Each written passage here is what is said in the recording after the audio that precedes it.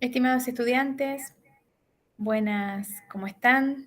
Bueno, continuando con este módulo 2, hoy vamos a hablar de oxigenoterapia. Espero que estén viendo ahí la diapositiva. Oxigenoterapia es algo que habitualmente hacemos nosotros en cualquier servicio, ¿no? Donde estemos, en una ambulancia, en un centro de salud, en un consultorio, en una unidad de internación, en una unidad de cuidados intensivos, en una unidad de emergencia o en el domicilio podemos administrar oxigenoterapia, ¿no? ¿Qué es conceptualmente qué es la oxigenoterapia? Es la administración de oxígeno a concentraciones mayores que la del aire ambiente. Habitualmente el aire ambiente tiene una concentración del 21%, pero nosotros con fines terapéuticos podemos elevar la FiO2 e inclusive hasta el 100%, ¿no? En términos de fracción inspirada de oxígeno, que van del 0,21 o al 21 o al 100%, como habitualmente solemos hablar, o de 0,21 a 1 de FiO2, es como habitualmente se expresa la fracción inspirada de oxígeno. ¿Para qué podemos nosotros administrar la fracción inspirada de oxígeno? Para la prevención, por ejemplo, cuando se va a hacer anestesia a un paciente, cuando se le va a hacer algún procedimiento que tienen que dormirlo, puede ser preventivo ahí, ¿no? Después, para tratamiento, en el caso de que el paciente tenga una hipoxia, que necesita administración de oxigenoterapia, y ante una situación de hipoxia tisular, por ejemplo, paciente en un shock, ¿no? Funciona la diapo. Detalles a tener en cuenta. Cuando uno habla de oxigenoterapia, ojo cuando están las tubuladuras, los envases de oxígeno, que no se debe fumar, que no se deben colocar los aparatos cerca de fuentes de calor. Esto es importante tenerlo en cuenta porque puede ser que en la institución esté un poco más cuidado, pero no pasa a veces en la casa o cuando los pacientes tienen tubo de oxigenoterapia para traslado, ¿no? La habitación donde se está haciendo oxigenoterapia debe airearse frecuentemente. Siempre que se transporten los tubos tienen que ser en forma vertical. Obviamente, si voy a hacer oxigenoterapia a través de una máscara, tengo que buscar que el paciente pueda inspirar bien. Para eso tengo que certificar que el paciente tiene los orificios nasales limpios, ¿no? Ver qué flujo o qué FiO2, qué fracción inspirada de oxígeno me indica el médico. Esto de no se puede modificar nunca es totalmente relativo porque muchas veces nosotros monitoreando saturometría podemos modificar la FiO2, ¿no? Ir subiéndola o bajándola con el monitoreo, por ejemplo, de la saturación. No utilizar aerosoles ni disolventes o productos grasos en presencia de oxígeno. Y otro de los puntos importantes que habitualmente nosotros podemos llegar a tener pacientes que tienen que deambular con oxígeno, ¿no? En su domicilio. Pasó mucho esto en el periodo del COVID, en el periodo del COVID, donde teníamos que poner la oxigenoterapia y los pacientes deambulaban, no estaban en su domicilio. Entonces, habitualmente nosotros tendemos a hacer alargaderas. Estas no deben empalmarse, sino que vienen ya bigoteras o cánulas nasales, como ustedes le llamen, que tienen varios metros, ¿no? Si uno dice, bueno, voy a comprar una bigotera larga porque el paciente se movilice. Bueno, si uno dice, ¿cuánto tiene que medir? No más de 17 metros, porque a los 17 metros está asegurado el flujo correcto que yo le puse, ¿no? Después de ahí no lo puedo manejar. Bien, entonces yo decido que en este consultorio, en este hospital, en este centro de salud o donde tenga, yo necesito administrar oxigenoterapia, ¿no? Para eso necesito fuente de suministro de oxígeno, un manómetro y un manorreductor, el flujímetro o caudalímetro y el humidificador. Ya vamos a hablar del humidificador. ¿Cuántas fuentes de suministro de oxígeno? Y tengo que ver la que están en mi institución, ¿no? Están, para tener oxígeno están las centrales de oxígeno, ¿está? Esto habitualmente están en las instituciones y se encuentra en un depósito central, que generalmente es un tanque que está localizado fuera del edificio hospitalario, que desde el tanque se distribuye a través de un sistema de tuberías a las diferentes dependencias hospitalarias, ¿no? Que puede ser a través de series, por ejemplo, en muchas instituciones pequeñas donde no hay demasiado uso de oxígeno, se tienen este tipo de series, que también es una central de oxígeno, o los tubos o sifones mucho más grandes. Y después, esas son centrales de oxígeno. Después tenemos los cilindros de presión, que son los de traslado, lo que ahorita lo podemos usar habitualmente nosotros, que también se usan en las ambulancias, en el ámbito prehospitalario, aunque también, perdón, ha sido un día largo. Seguramente para ustedes también estos sean días largos, ¿no? Cuando estén escuchándome. También se usan en los hospitales, por ejemplo, para trasladar a un paciente en una camilla, ¿no? Son metálicos, alargados y con una capacidad, según hay chicos y grandes, y se les llama balas o bombonas o cilindros, no sé cómo lo llaman ustedes. Entonces, tenemos que tener un manoreductor con manómetro. Con el manómetro se regula la presión a la que sale el oxígeno del cilindro. Y con el manómetro mide la presión de oxígeno en el interior del tubo de oxígeno. Que esto puede contar con una esfera guardada en kilos por centímetros cuadrados. Bueno, depende del tipo de manoreductor y manómetros con el que nosotros contemos, ¿no? Entonces, siempre a los cilindros de presión se le acopla un manómetro o un manoreductor. Con el manómetro se mide la presión a la que se encuentra el oxígeno dentro del cilindro, lo cual se indica a través de una aguja sobre una escala graduada, como ustedes pueden ver acá, o con una pantallita digital a veces. Con el manoreductor se regula la presión a la que sale el oxígeno del cilindro. Obviamente, cuando yo tengo centrales de oxígeno en las instituciones, el oxígeno que procede del tanque ya llega a la toma de oxígeno con la presión reducida. Porque si ustedes hablan con bioingenieros o personal de mantenimiento que les explique cómo es el tema de la oxigenoterapia, cómo llega el oxígeno, se van a ver que van a tener otro sistema de manómetros y manoreductores previos a las...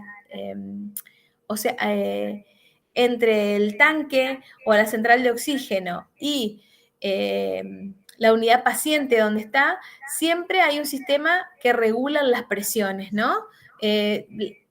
La presión con la que van a regular va a depender del uso que se tenga. Por ejemplo, a las unidades de cuidados intensivos y a la sala de quirófano se le da más presión, a los lugares de internación donde no se utiliza demasiado oxígeno se le da menos presión. Eso es una decisión de los bioingenieros o de quienes estén a cargo del oxígeno en las instituciones, ¿no? Después está el flujímetro o flujómetro o caudalímetro, que es un dispositivo que habitualmente se acopla al manoreductor y que permite controlar la cantidad de litros por minuto que salen de la fuente de suministro de oxígeno. El flujo puede venir indicado mediante una aguja sobre una escala graduada o mediante una bolita, que es lo que habitualmente tenemos, que sube o baja por un cilindro, el cual también cuenta con una escala graduada. Ahora bien, la gran incógnita siempre, cuando nosotros utilizamos un tubo de oxígeno, es decir, ¿cuánto nos va a durar? ¿Cuánto tiempo nos va a durar este tubo de oxígeno? Entonces nosotros tenemos que ver qué carga tiene. Habitualmente pueden llegar a venir en los cilindros una etiqueta donde dice que si está en 200 de presión, por ejemplo, y vas a utilizarse a 3 litros por minuto, te va a durar 5 horas. Si se va a usar a 15 litros, te va a durar 1 hora 12 minutos. Si el tanque tiene solamente 100 bar de presión y vas a bolsear un paciente 15 litros por minuto, te va a durar 35 minutos. Eso es lo que dice a grandes rasgos una etiqueta, ¿no? Eso sería fantástico que lo tuviéramos en todos los tubos de oxígeno. Entonces miramos la presión que tiene. Si está en 100, yo sé que, bueno, de último podré ir a tu tomografía con el paciente y no más que eso y tendré que volver. Otros cilindros de transporte tienen lo hacen en forma digital a esta medición y ya nos las dicen. Entonces, cuando nosotros abrimos y ponemos el flujo, en base a la carga que tiene el cilindro, nos dice, bueno, a ese flujo de 2 litros por minuto, por ejemplo, usted tiene 1 hora 20 de disponibilidad de oxígeno, de autonomía del tubo. ¿Se entiende? Y si no, está esta fórmula, sabiendo que los litros de oxígeno en la botella se mide en bares o en litros, según la capacidad de la botella. Entonces lo que se hace es litro de oxígeno sobre flujo de oxígeno a utilizar, o sea, 2, 5, 10, 15, lo que yo decida. Entonces, por ejemplo, si tenemos una botella con una capacidad de 6 litros y que el manómetro marca 150 bares, el flujo de oxígeno a utilizar sería de 15 litros por minuto, porque vamos bolseando al paciente. ¿Qué autonomía tenemos? Entonces, 150 bares por 6, que es la capacidad de la botella, nos da 900 litros disponibles de oxígeno.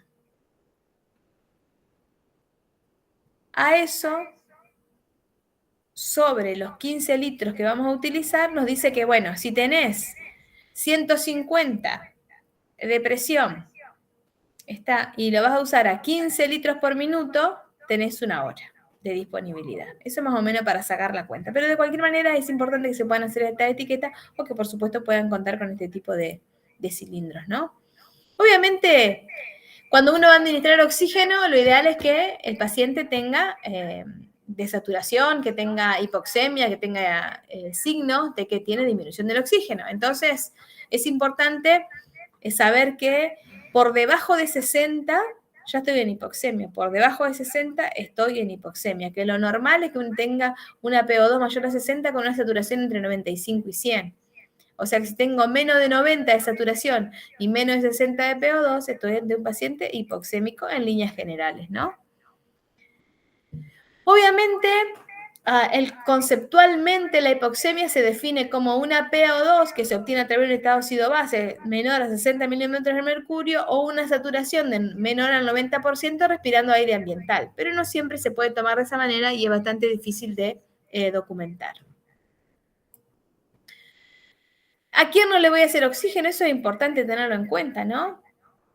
Con una PO2 mayor de 60, aquellos pacientes que ventilan espontáneamente con una PCO2 elevada, como son los pacientes EPOC, la administración de oxígeno, el aumento de la PO2 le puede producir una depresión ventilatoria.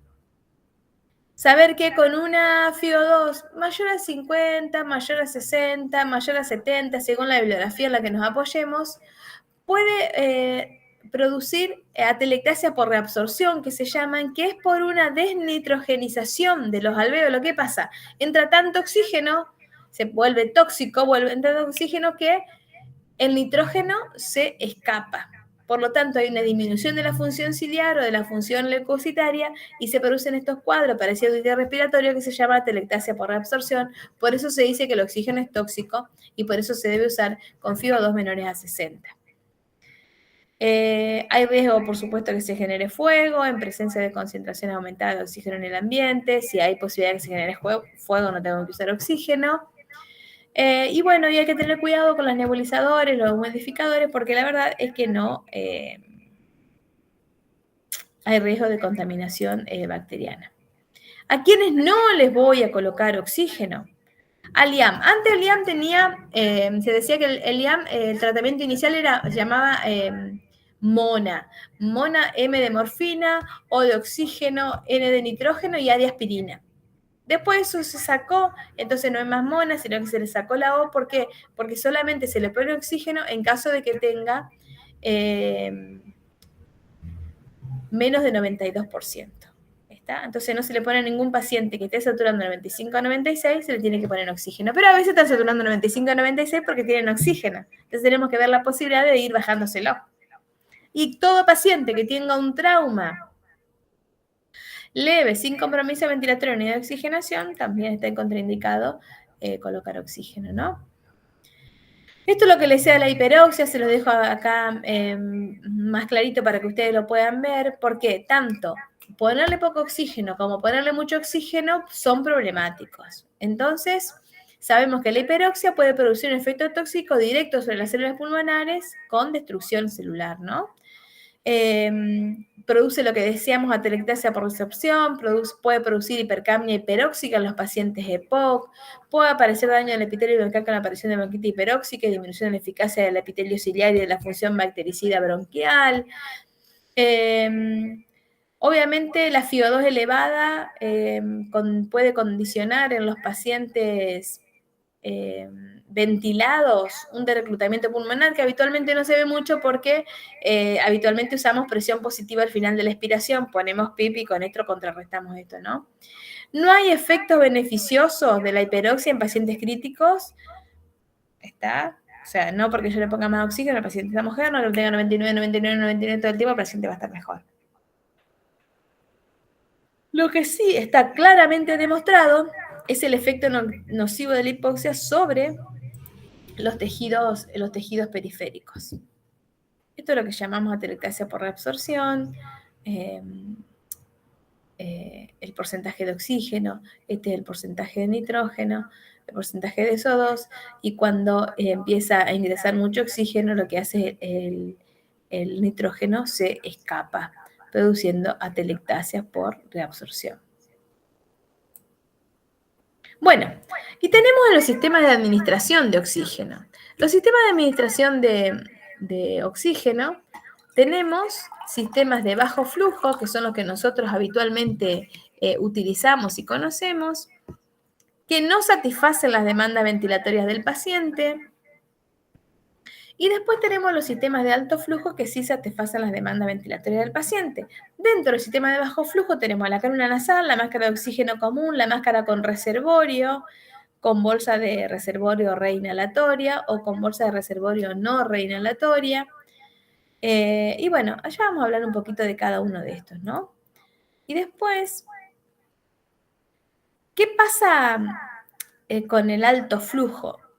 Una máscara de alto flujo y una máscara Venturi.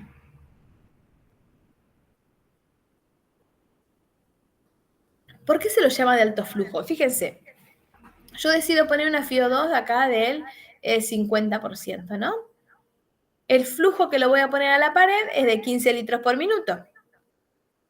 Pero los litros que succiona del medio ambiente son mayores. ¿Está? Para producir la mezcla. Por eso se lo llama sistema de alto flujo. A menor FiO2, mayor flujo. ¿Está? A mayor FiO2, a menor FiO2, mayor es el flujo. Y eso es lo que produce el efecto Venturi, porque tengo una corriente de oxígeno y una corriente que succiona del medio ambiente para producir la mezcla que yo definí que se le debería dar al paciente. Cada vez que uno hace más de 40 litros minuto de flujo, está ante una situación de alto flujo. Y este tipo de máscaras sí satisfacen las demandas ventilatorias del paciente. Esta es de bajo flujo, una máscara de oxígeno simple, que no tiene ningún tipo de sistema para poder controlar la FiO2, sale como sale del Flumiter, lo controla a través del Flumiter.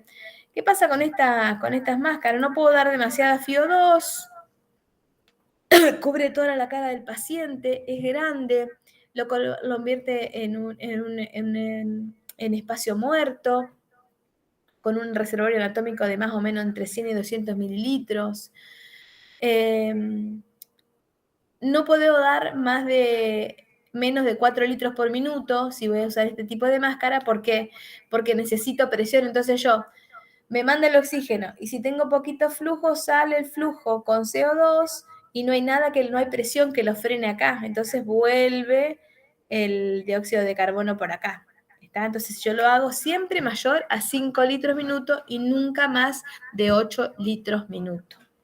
Aporta una FiO2, se dice que hasta el 60%, dependiendo del volumen minuto respiratorio del paciente, no es invasivo, es un dispositivo económico y práctico, está en todos lados. Obviamente que las desventajas, como toda máscara que tengo en la cara, interfieren en la expectoración, interfieren en la alimentación, se puede descolocar, sobre todo cuando el paciente está en la noche y quiere descansar, ¿no? Después tenemos la bigotera o cánula nasal que habitualmente utilizamos. Este es un sistema de bajo flujo, donde no debemos usar más de 5 litros minuto de flujo. La tolerancia es relativa. Tengo que usar un humidificador de burbuja. en el caso de tener mayor flujo. La FIO2 puede ir entre 25 y 40, va a depender del volumen minuto respiratorio del paciente, o sea, de cuánta volumen corriente tenga el paciente, de qué frecuencia respiratoria y los flujos inspiratorios que maneje el paciente. ¿Qué pasa si yo aumento los flujos en la cánula nasal? Si yo aumento el flujo por encima de 6 litros minutos, el paciente lo tolera menos y no aumento la FIO2 más allá del 40%. Saber que si yo estoy administrando oxígeno con menos de 4 litros minuto, no necesito humidificación, pero si yo aumento más de 4 litros minuto, necesito humidificar el oxígeno porque pueden secar la mucosa y disminuir la tolerancia del paciente. Bueno, esta es la forma en que se coloca la cánula nasal. La cánula nasal tiene que fijarse en los puntos de apoyo, va colocada de esta manera, no hacia atrás, porque si no le molesta al paciente. Siempre controlen que las fosas nasales estén limpias. Entonces la cánula nasal, bueno, yo la conecto directamente al flumíter, entonces el médico me puede indicar o FIO2 o me puede indicar litros. Habitualmente, si yo digo, bueno, lo pongo a 1 litro, 2 litros, 3 litros, ¿cuánto implica eso de fracción inspirada de oxígeno? ¿Cuánto implica eso de FIO2? Y eso va a depender de los litros que le ponga. Se dice que por cada litro, o sea, nosotros respiramos en aire ambiente 21% de FIO2. Se dice que por cada litro de oxígeno que yo ponga en el flumíter, aumenta de 3 a 4 puntos la FIO2. Entonces yo estaría llegando con 5 litros alrededor del 40%. Entre 4 y 5 litros el paciente podría tener un 40%. Pero es totalmente incierto lo que le voy a dar. Siempre va a ser bajo, pero incierto.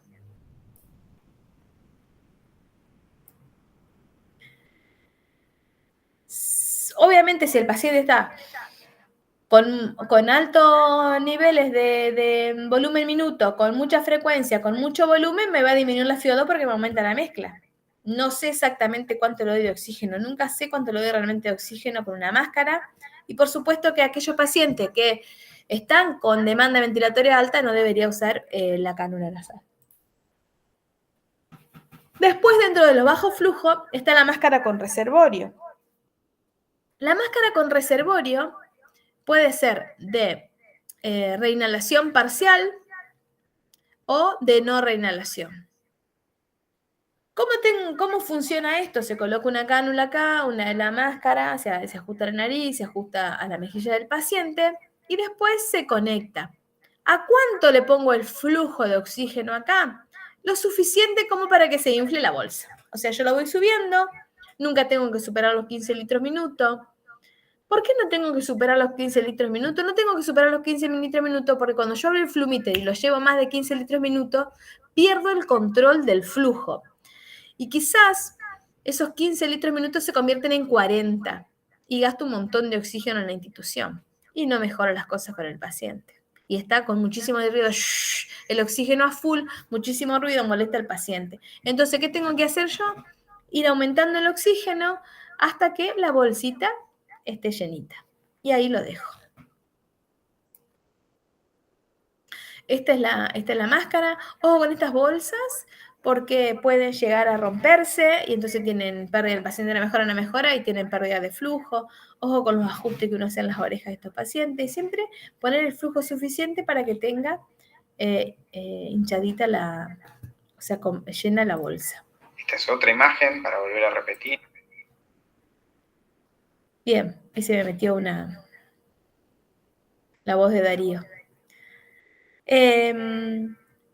Después tenemos entonces, después de la de bajo flujo, están las de alto flujo, que la de alto flujo superan la demanda ventilatoria del paciente porque manejamos alto flujo y la FIO2 la puedo ir regulando, es más estable, es conocida. Este es el inyector de aire, estas ventanitas son los inyectores de aire que inyectan este aire y producen la mezcla para llegar a la FIO2 que corresponde.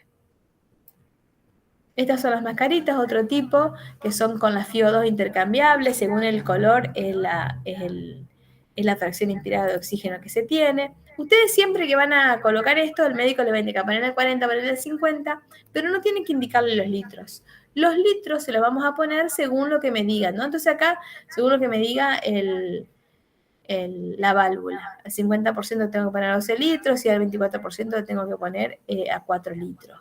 ¿No? Y así ustedes tienen que fijarse en las máscaras que ustedes manejan. Obviamente, durante la época de COVID, usábamos barbijos, o si se tiene alguna sospecha de aerosolización en el paciente, lo que debemos hacer es colocar un barbijo por arriba de la máscara de reservorio. Pero esto lo dejo a modo de entender un poco que se creía que las máscaras de reservorio provocaban mucha aerosolización. En realidad, las nebulizadores, por supuesto, son los que más aerosolización provocan, las cánulas nasales también provocan aerosolización, y las máscaras, si yo lo uso entre 6, 8, 10, hasta 12 litros minuto, es muy poca la aerosolización que producen las máscaras de reservorio. Digo por los miedos, porque realmente como maneja mayores flujos no tiene mayores miedos. Entonces dijimos que habitualmente las cánulas nasales las llevamos de 1 a 5 litros, las máscaras simples entre 5 a 8 litros, nunca menos de 5, porque se produce, el paciente respira su propio aire,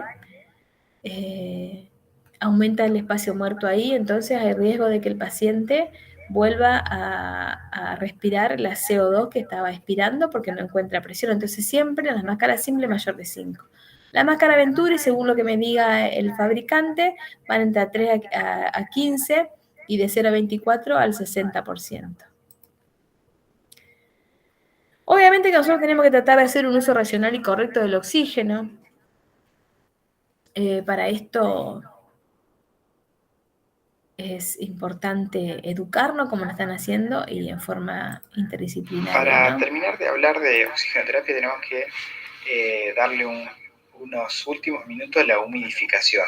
Eso lo vamos a escuchar a Darío ahora. La humidificación la tenemos grabada a fuego, que el oxígeno va humidificado, que debemos completar el reservorio con agua, que tiene que hacer burbujas, porque si no el paciente no se le humidifican, no se humidifica el oxígeno, por lo tanto las secreciones se vuelven más espesas y el paciente le va peor porque el reservorio no tiene agua. Bueno, yo creo que este curso que estamos realizando de posgrado es para conocer un poco más y para realizar cambios en nuestras prácticas diarias para volverlas más seguras. Y yo creo que la humidificación es un punto en el cual voy a crear controversia ahora, después que lo veamos. Para repasar, tenemos que decir que el sistema respiratorio, la vía aérea superior, sobre todo a nivel de la nasofaringe, como están viendo ahí, es la principal encargada del acondicionamiento del gas inspirado, que es lo que hace, humidifica, calienta y filtra. Este mecanismo fisiológico que tiene hace que el gas inspirado llegue a la nasofaringe con una humedad relativa del 100% y con una temperatura de 29 a 32 grados. Lo acondiciona hermoso. Luego, ese aire cuando llega a la carina, que es donde se bifurca en el bronquio fuente derecho y en el bronquio fuente izquierdo, la temperatura del gas aumenta de 32 a 34 grados centígrados, manteniendo la humedad relativa. Finalmente, cuando llega al alveolo, llega con una temperatura cercana a los 37 grados, con una humedad relativa del 100% y una humedad absoluta, que eso es lo que se va a medir y es lo que vale con respecto a la humedad, cercana al 50%. Hablamos de un 43%. Bien, con esta definición que hizo Darío, yo tengo que tratar de llegar a esa humedad del 100%, ¿no? Que es lo que habitualmente nos brinda el sistema respiratorio. Ahora bien, nosotros habitualmente, como dijo Darío, ponemos el frasquito con el agua ahí. Pero para que haya humedad tiene que haber temperatura. Entonces, si yo solamente tengo el frasquito con el agua, pero no está caliente, 34, 35 grados, tiene que llegar con 37 grados, lo que el paciente tolere. Si yo no le pongo temperatura, no voy a lograr la humidificación al 100%. Por lo tanto, los frasquitos que están colocados en los sistemas de oxigenoterapia no humidifican absolutamente nada, lo único que hacen es molestar al paciente con el ruidito, el ruidito que hace el aparato con sus burbujas, y no humidifica. O sea que es un tema controversial, pero yo no lo diría más controversial, sino con problemas para solucionarlo, porque en realidad deberíamos tener para hacer humidificación en oxigenoterapia, humidificadores activos, los humidificadores activos que usamos en los ventiladores mecánicos o en las cánulas nasales de alto flujo, eso deberían ser lo que deberíamos utilizar para dar oxigenoterapia. Pediatría lo tiene muy desarrollado a esto, calienta el agua que humidifica la oxigenoterapia, y es un principio que lo tienen bien claro ellos. No sé por qué en los adultos nosotros no lo podemos llevar a cabo, y no es habitual que uno vea que calienten el aire o que humidifiquen correctamente. ¿Por qué hay que humidificar? Porque un mal gas inspirado puede generar daño de mucosa, aumentan las secreciones y se vuelven más espesas, más difíciles de sacar, por lo tanto aumenta el trabajo respiratorio. Si aumenta el trabajo respiratorio y no puedo sacar las secreciones, mayor incidencia de infecciones. Esto me incrementa la resistencia a la vía aérea, produciendo zonas de hipoventilación, produciendo atelectasia. Ni más ni menos. Por eso creemos que la humidificación es súper importante, ¿no? Se analizaron flujos de 2, 4, 6, 8 litros, viendo la temperatura, la humedad relativa y el cálculo que lo que habíamos dicho de la humedad absoluta que habíamos visto acá, con un gas a 37 grados. Entonces, ¿qué conclusión sacaron con este trabajo? Que la máxima temperatura alcanzada en la vía aérea proximal fue de la temperatura del aire ambiente. ¿Está? Que la humedad relativa no superó el 50% con estos. Por lo tanto, el sistema de burbuja no acondiciona el gas entregado de acuerdo a lo que es recomendado. ¿Se entiende? Si no tengo temperatura, no tengo humedad. Por lo tanto, los frasquitos estos donde ponemos agua, si no los calentamos, no sirven para humidificar el aire inspirado. Bueno, en nuestro país se habló mucho esto del uso racional del oxígeno por el COVID, ¿no? Pero obviamente esto nos sirvió a nosotros para repensar algunas cosas, ¿no? Entonces, obviamente nos dimos cuenta en la epidemia porque faltó el oxígeno. Y entonces yo tengo que hacer un uso racional del oxígeno. ¿Y cómo se hace esto? Primero, tengo que descender el oxígeno paulatinamente, valorando al paciente. Los ascensos de la FiO2 se deben realizar luego de evaluar el estado del paciente y después de saturarlo. Debemos permanecer junto al paciente hasta alcanzar la saturación deseada. Obviamente que es muy posible que luego de haber superado la instancia que provoca la desaturación tengamos que retomar a los valores de FiO2 previos, tener en cuenta eso. Los incrementos de la FiO2 durante la aspiración del tubo endotraqueal no deberían ser rutinarios, solo realizarlos si el paciente lo necesite. Y por supuesto que se dice que ante la falta de oxígeno, en caso de apnea, recuperar al paciente con bolsa y máscara con la misma FiO2 que estaba recibiendo. No necesitaría una FiO2, en el caso de que el paciente no necesite una FiO2%. Estos son parámetros que pueden llegar a ser utilizados en el caso de que uno tenga que usar, disminuir el uso de oxígeno, ¿no? También la Asociación Colombiana sacó un comunicado que está súper interesante del uso de oxígeno en tiempo de desabastecimiento, en el caso de que un día no tengamos, o como pasó en el COVID, después lo leen a eso. Ojo con que no haya fuga, o sea, una fuga en un oxígeno lo tienen que informar para que eso se arregle, porque hay una gran posibilidad de fuga en la rosca y en el cuerpo del flujómetro.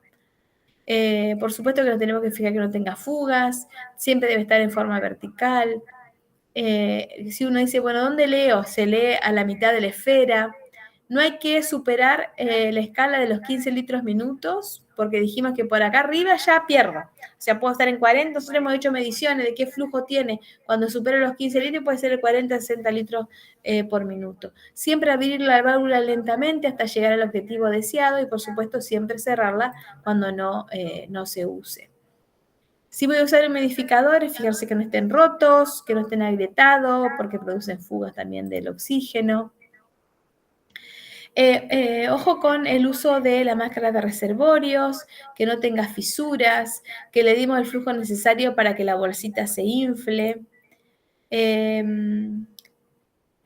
Ojo con las roscas y las mangueras que se usan en los ventiladores mecánicos, ver que no tenga fugas, mantener el regulador en posición vertical, siempre abrirlo lentamente hasta que llegue 3 litros o 3 litros y medio el manómetro y siempre cerrar la válvula cuando llegue el final, ¿no? Siempre hay que buscar, esto es más o menos un cuadro, acá yo tengo la central de oxígeno, ¿no? Acá hay una válvula de sección, hay un panel de alarma operativa que me dice que hay un panel de alarma de emergencia que me avisa cuando esto se baja, hasta el puesto de consumo. Y acá tengo una válvula que me regula la presión. En todas estas situaciones, también fuera de donde yo estoy trabajando con los pacientes, puede haber fugas también. Lo ideal es que nos capacitemos, utilizar el oxígeno según prescripción médica,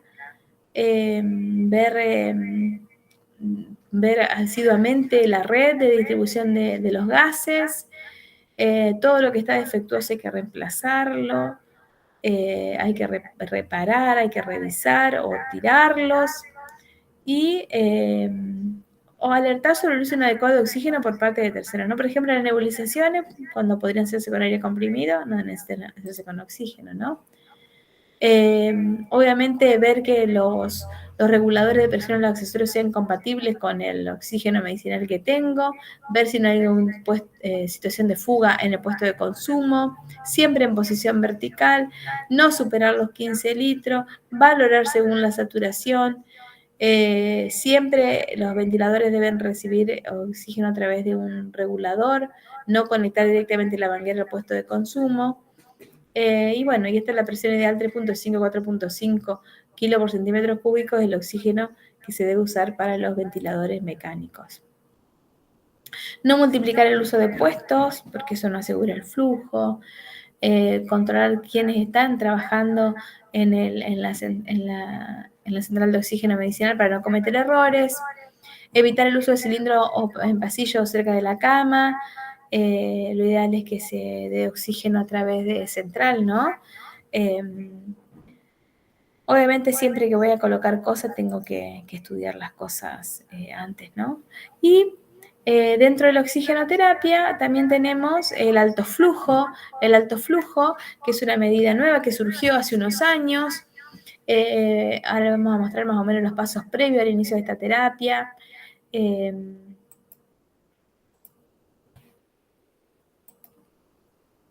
Esto se lo llamaba hace muchos años soporte respiratorio sin mascarillas, hace un montón de años a nuestro medio llegaron mucho más tarde, ¿no?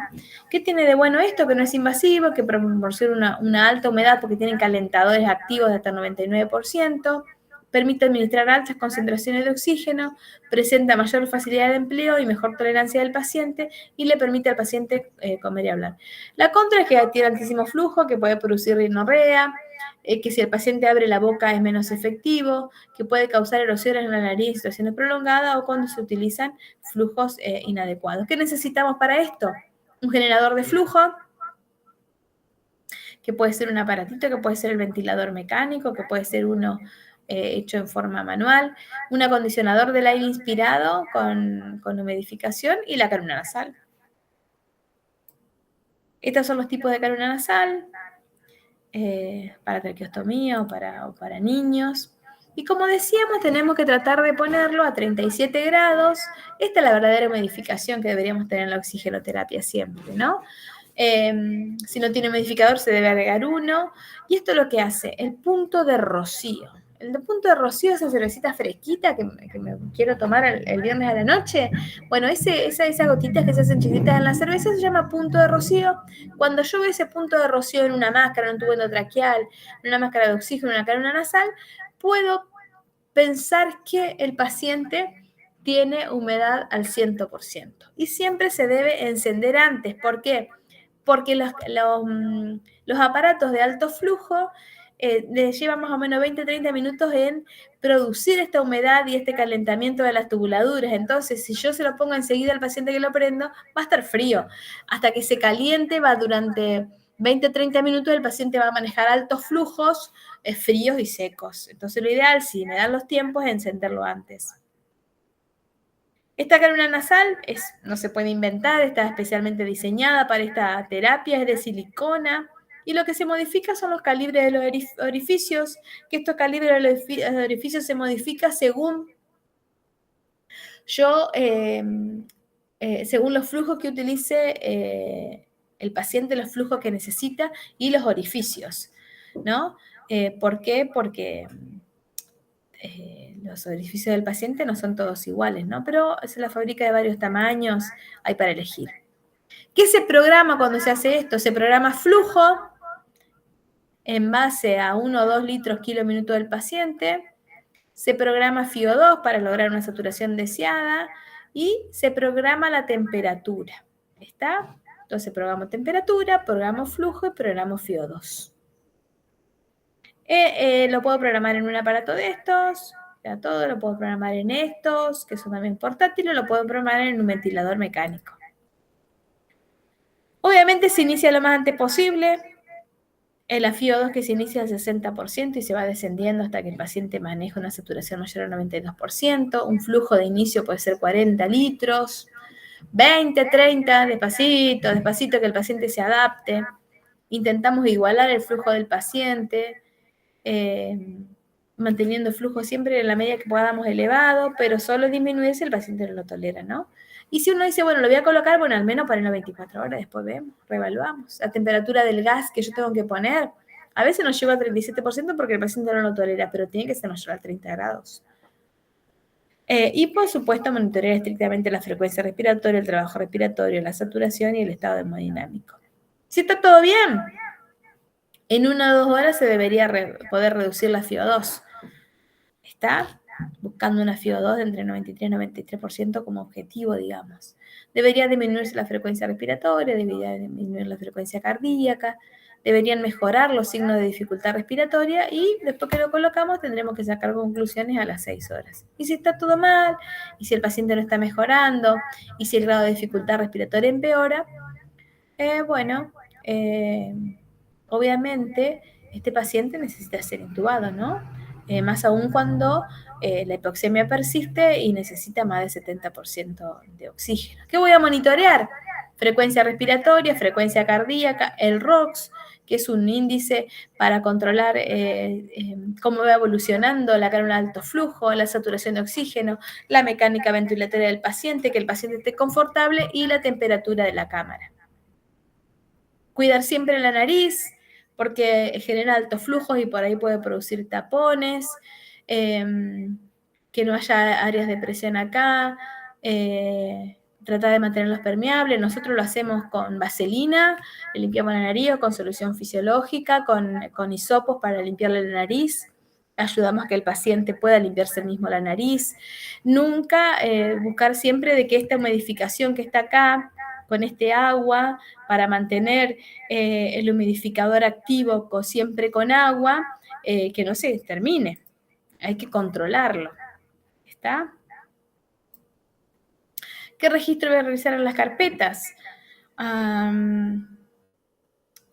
Registros de cada 2 o 4 horas, ¿no? Cuando se inicia o cada hora, y si está estable cada 2 o 4 horas. Voy a poner cuánto de flujo tiene el paciente, voy a poner la temperatura del humidificador, voy a poner la frecuencia respiratoria, la frecuencia cardíaca, la saturación y el ROX. Esas son las cosas que tengo que registrar. Detalles importantes.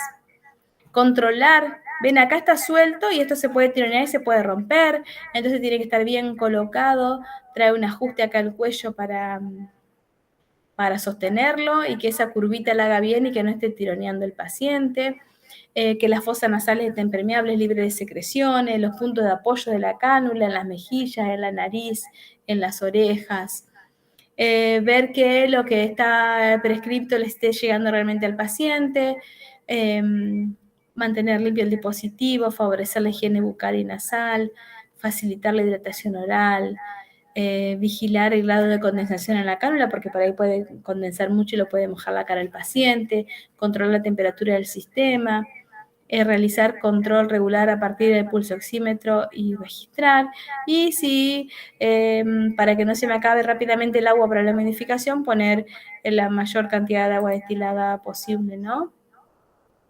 Recuerden que muchos de estos aparatos funcionan por el sistema de Venturi, entonces si yo hago alguna modificación del flujo, se me va a modificar la FiO2, por lo tanto tengo que estar atento al flujo que le coloco para ver a cuántos litros tengo que ponerlo para obtener la saturación deseada. En algunos aparatos funcionan así. Si uno pone un ventilador mecánico, pone el flujo, pone la FiO2 y eso funciona. Si bajo el flujo, no se modifica la FiO2. Pero en los aparatos portátiles, si yo bajo el flujo y mantengo la FiO2 de la misma manera, se me va a aumentar porque bajé la mezcla. Entonces siempre tengo que estar controlando. Usan flujómetros de mayores litros de los pacientes en este tipo de cosas, ¿no? Bueno, cuando tuvimos el COVID también lo usábamos para disminuir la aerosolización, utilizábamos el barbijo.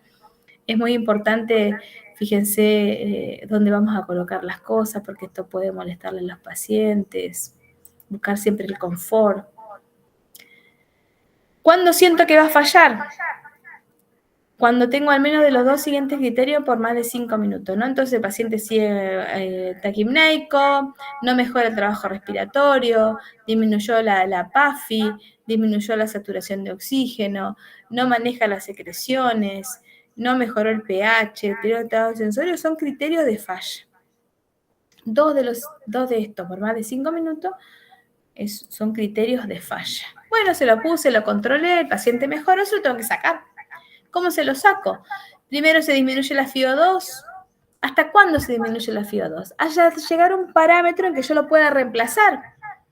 O sea, si yo está con 80 de FiO2, 70 de FiO2, no lo puedo sacar, porque no tengo ningún otro sistema de administración de oxigenoterapia que pueda reemplazar a ese FiO2. Por lo tanto, se lo bajo 30, 50, 40, 30%, y después empiezo a bajar el flujo. O sea, primero llego, por ejemplo, nosotros llegábamos a una FiO2 del 50%, porque sabía que la puedo reemplazar por una máscara de Venturi, y después empezaba a bajar el flujo. Cuando yo tengo una FiO2 menor de 50 y un flujo menor a 30, puedo pasar a un sistema de bajo flujo como es una máscara de reservorio. Y nunca, por supuesto, retrasar la intubación orotraqueal en el caso de que haya criterios de falla. Bueno, puntos claves. ¿Para qué me sirve qué provoca la cánula nasal de alto flujo? Disminuye la frecuencia respiratoria, puedo dar más oxígeno hasta el 100%, tiene menor esfuerzo respiratorio el paciente porque pasa a altísima velocidad y me disminuye el espacio muerto. Me mejora la oxigenación también, o sea, me produce más volumen a nivel expiratorio final, porque si el paciente está a boca cerrada, puede producir 4 a 5 centímetros de agua de PIP, mayor volumen tidal, porque me entra más aire, y mejora la expulsión de moco porque me mantiene la humedad al 100%. Recordad que debo encender antes el equipo, que llega a 20-30 minutos en que la tubuladura esté bien humidificada. Debo tener cánulas de alto flujo de diferentes tamaños porque va a depender de cuánto flujo le hago al paciente y de la anatomía del paciente. Siempre tener bien en claro las tubuladuras ordenadas, utilizar agua para la humidificación lo más grande posible para que no se me termine rápido, mantener la higiene de la nariz y, por supuesto, adiestrarme en monitoreo clínico, porque la forma de valorar a estos pacientes es con monitoreo clínico. Y siempre humanizar, que entre la familia, que esté. Estas son algunas de las cosas. ¿Por qué muestro esto? Porque donde más aprendimos a utilizar cánulas de alto flujo ya lo usamos, pero poco. aumentó nuestro uso en la época del COVID, ¿no? Y la verdad que nos trajo mucha satisfacción porque son pacientes que estuvieron mucho tiempo internados, que nos daban mucho trabajo a nosotros, pero son los pacientes que mayor probabilidad, o sea, en los que menor mortalidad nosotros pudimos detectar. Bueno, ese es mi email de contacto. Gracias.